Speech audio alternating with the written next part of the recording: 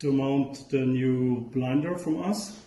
Disconnect the peep side with the clamp ring here, completely from the rear side.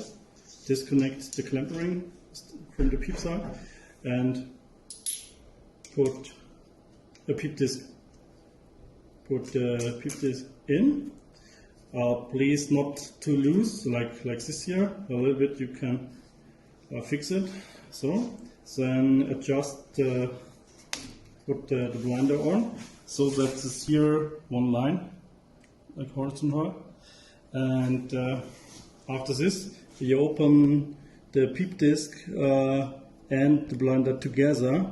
Please press with your finger together, so that the screw open, the peep disc screw open, and then turn around both together at the same time.